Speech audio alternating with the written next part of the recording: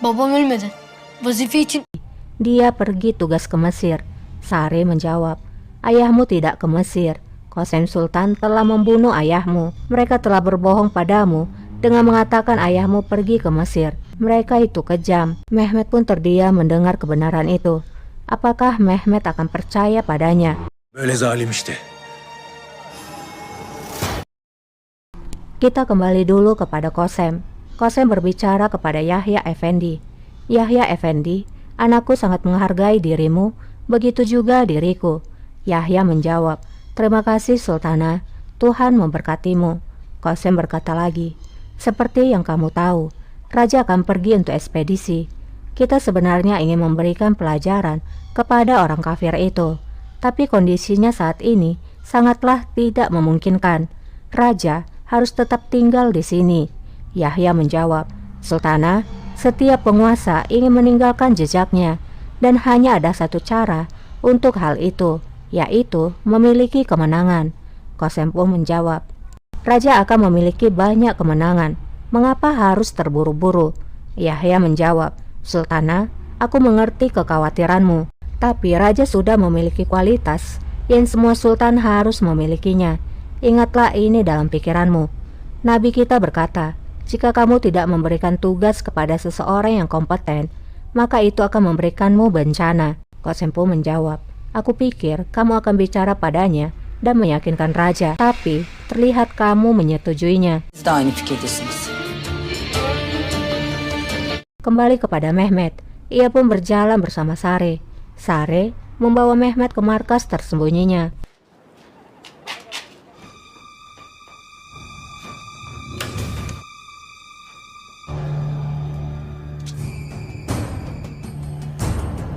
Mehmet, Yemis kemudian memanggil Mehmet mendekatinya. Yemis selalu berbicara, jangan bersedih, kematian ayahmu akan dibalas. Kami akan membalas dendam ayahmu. Bukankah kamu juga menginginkannya? Bukankah kamu ingin membalas dendam kepada Qasem Sultan, pembunuh dari ayahmu? Mehmet pun mengangguk. Artinya, Mehmet percaya bahwa ayahnya telah dibunuh. Yemis berkata lagi, tapi kamu harus membantu kami. Mehmet lalu bertanya, apa yang harus aku lakukan? Kira-kira rencana jahat apa yang akan diberikan Sipahi pemberontak kepada Mehmet? Sabar, kita ikuti terus ceritanya. ne yapacağım? Malam harinya, Gulbahar bersama Jainal berdiri di terasnya. Gulbahar berkata, akhirnya kita kembali ke istana Jainal Aga. Kita selangkah lebih dekat dengan tujuan kita. Jainal menjawab, terima kasih pada Tuhan Sultana. Gulbahar memandang seorang wanita yang bergaun biru di dalam harem, dan wanita itu menganggukkan kepalanya kepada Gulbahar. Gulbahar berkata, saatnya bunga yang kita tanam dulu menjadi mekar. Meyve verme vakti. Apakah wanita itu adalah mata-mata dari Gulbahar? Dan apa maksud perkataan Gulbahar tentang tujuannya? Apakah Gulbahar memang memiliki niat yang jahat? Di dalam ruangan, Raja sedang membersihkan pedangnya, dan ia pun teringat kembali ke pertemuan pertamanya dengan sang putri.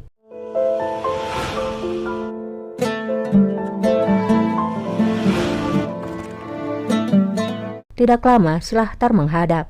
Silahtar melaporkan bahwa ia telah menyuruh dokter ke penjara, karena mereka mengatakan bahwa luka Putri Faria semakin memburuk. Raja menjawab, lakukan saja apa yang diperlukan. Silahtar yang melihat rajanya nampak melamun, ia pun berbicara, Rajaku, aku tahu bahwa hal ini membuatmu bersedih. Itu akan menjadi sangat sulit untuk membuat keputusan tanpa memberikan kebebasan pada perasaanmu. bölgesinde bir karar vermek oldukça güç. Raja menjawab, aku telah membuat keputusan Silahtar. Kararımı verdim Silahtar. Di dalam penjara, dokter sedang mengobati luka Putri di dalam selnya. Kadın hadi, bastılar bana. Lalejar di sana yang mengawasi menyuruh dokter agar melakukannya dengan cepat. Lalejar berkata, aku merasa tertekan, ayolah. Ve çöktü üstüme hadi. Bitti Lalezer. Dokter pun menjawab, ini sudah selesai Lalejar Kalfa. Putri memiliki demam, Jadi dia harus meminum obat ini. Namun Putri tak mau meminumnya.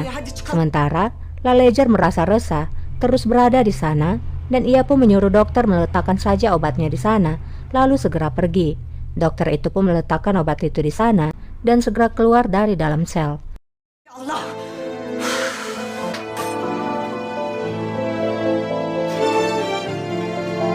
Lalejar pun berpesan kepada Putri, inilah yang terjadi di istana. Kamu bisa berakhir di penjara meskipun kamu adalah seorang putri atau sultana. Para pengkhianat selalu mendapatkan apa yang pantas bagi mereka. Setelah mengatakan hal itu, Lalejar pun pergi dari sana. Belasını bulur.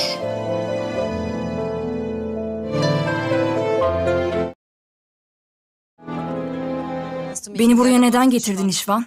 Di istana Isvan, Ratu Catherine berkata, "Mengapa kamu membawaku kemari, Isvan?" Isvan menjawab, "Kamu tahu, aku tidak suka makan sendirian." Hoşlanmadığımı biliyorsun. Melihat ratu yang hendak pergi, Isvan pun berteriak, menyuruhnya untuk duduk, dan mengulang kembali perintahnya agar ia duduk. Otur dedim. Catherine pun kembali duduk. Isvan lalu berkata, "Kamu adalah milikku, Catherine, bukan hanya di meja ini. Kita juga akan tidur bersama. Itulah mengapa kamu masih hidup." Catherine menjawab dengan marah, "Kalau begitu, lebih baik aku mati. Putriku Faria akan membalas dendam untukku. Jangan lupa dengan perkataanku ini, Isvan." Isvan pun menjawab, "Pertama, Faria harus menyelamatkan dirinya dahulu. Barbar itu akan membunuh putrimu secepatnya." Mendengar hal itu, Catherine pun menjadi terdiam. Yakında onu öldürecek.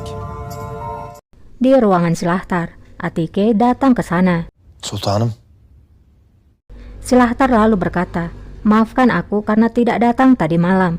Atike pun berkata, "Aku yakin kamu memiliki alasan yang bagus." Silahtar menjawab, "Itu adalah urusan negara. Aku tidak tahu bahwa itu lebih lama dari yang aku perkirakan." Padahal mah kita tahu sebenarnya bahwa Silahtar tidur bersama Esther. tahminimden uzun sürdü. Apa yang ingin kamu katakan, Sultana? Kamu mengatakan bahwa itu sangat penting. Atike pun menjawab, "Aku jatuh ke dalam api. Itu lebih buruk dari kematian." Ölmekten beter. Bilmiyordum. Kalbimin bir ateş olup Aku tidak tahu hatiku akan berubah menjadi api dan membakarku seperti ini. Dia mengatakannya seperti itu. yanacağını bilmiyordum. Öyle dedi. Silahtar lalu bertanya, "Siapa yang mengatakannya?" Atike pun menjawab, "Faria. Kupikir itulah cinta. Ia menguasai pikiran dan jiwamu. Meski kamu tahu itu akan menyakitimu, namun kamu tidak dapat menahannya. Apakah kamu pernah merasakan hal yang seperti itu?" Bile bile yine de vazgeçmiyor. Öyle hissettin mi? Silahtar menjawab, "Aku punya pekerjaan, Sultana. Aku adalah tentara yang setia pada raja. Aku tidak mungkin memiliki perasaan seperti itu." Sen yine de büyük konuşma Silahtar. Atike pun menjawab, "Jangan banyak bicara, Silahtar. Ketika angin datang, maka kamu pun akan terbawa." Silahtar pun hanya diam, dan Atike pergi dari sana. Olup gidersin.